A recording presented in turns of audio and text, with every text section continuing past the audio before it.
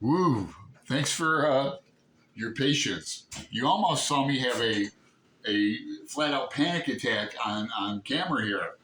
I got lost in the minutia of my my notes, as if these are notes enough. So let's go page 23. I want to point out at line 150 where he proves by algebra that Shakespeare's ghost is Hamlet's grandfather. Now that's going to be like a main topic of episode 9.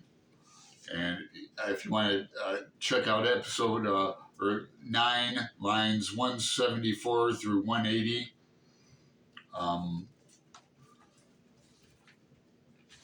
you might see what I mean. Okay. Let's see, Mr. DC does not appear in the novel again, but his wife is talked about in episode 7, Aeolus, the newspaper, the wind. Let's see. Go down the bottom of 24. First, our little financial statement, he said. Stephen gets paid. So, 2 crowns and 2 shillings. Back in when I read this a few years ago, that equaled $435. So, pretty much the same today. That's quite a tidy sum to drink on. It's not enough to pay all his debts because he owes at the bottom of 25. Deasy said, I paid my way, I will tell you. That's the proudest boast an Englishman can say. I paid my way. I never borrowed a shilling in my life. Can you feel that? I owe nothing. Can you? And Stephen thinks of all the people he owes. Mulligan, £9, 3 pairs of socks, 1 pair of brogues that he's wearing. He's wearing Buck's pants. Just ridiculous. He owes everybody, huh?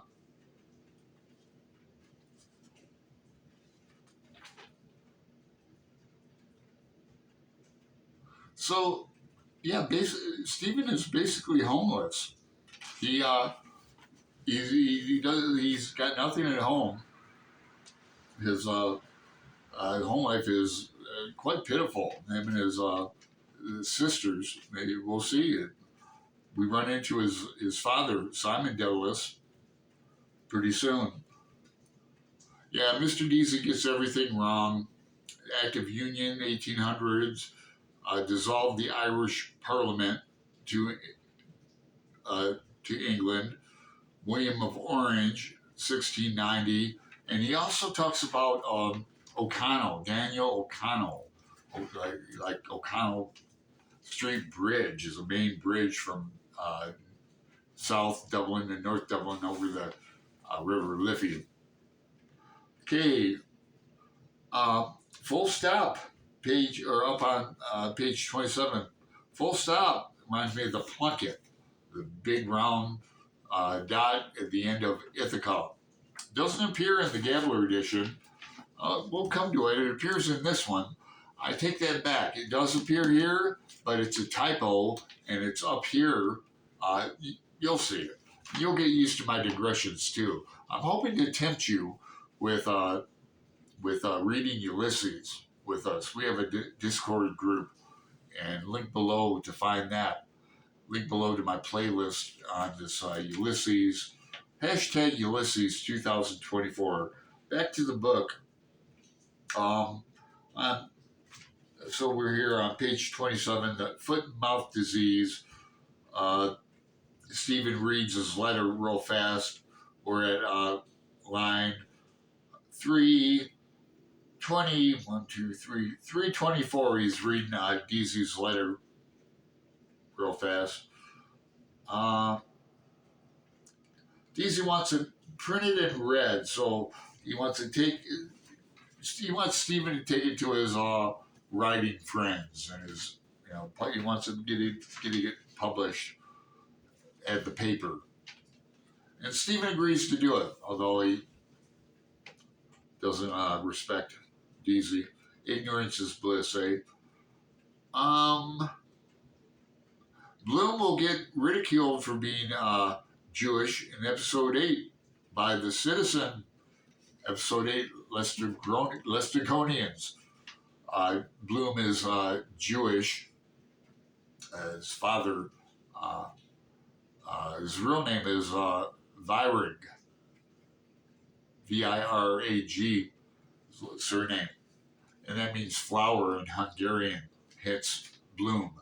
And we're going to get to Henry Flower as well. That's one of Bloom's aliases. So we got the hoof and mouth disease. I'll digress here with a personal story, if you don't mind. When I was in Dublin in '96, I was with a group of other students from around Europe and America, and we went to Bailey's Irish Cream Farm, and it was a big party. It was great. I was lucky enough that we played Rolling Stones song Country Honk, otherwise known as Honky Tonk Woman. Anyway, it was mad cow disease that year, if you look it up. And Ireland had the good beef, but England, it was a scare of mad cow disease. And I go, should we be eating these hamburgers? And the guy looks over the smoke of the peat moss, goes, yeah, you see that cow? It's fresh, you know. So he's got a letter on hoof and mouth disease. Let's see. A lot of we get some parallels with. Well, hang on a second. I'm getting ahead of myself.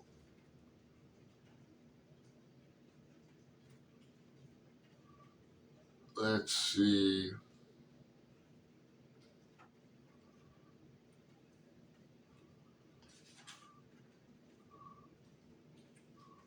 All right.